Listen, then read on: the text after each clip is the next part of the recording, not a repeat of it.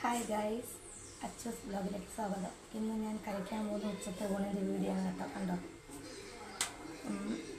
പള്ളിപ്പയർ വിഴുക്ക് വരട്ടി, കപ്പ, chicken fry, chicken കറി. ഇനി ഇത് കൂട്ടി പിടിക്കുന്നത് കാണിക്കാവേ. കുറച്ച് കപ്പയും എടുത്ത്, കുറച്ച് ചിക്കൻ ഫ്രൈയുടെ പീസ് എടുത്ത്, വിഴുക്കിട്ട് നന്നായിട്ട് കുഴച്ച് മിക്സ് ചെയ്ത്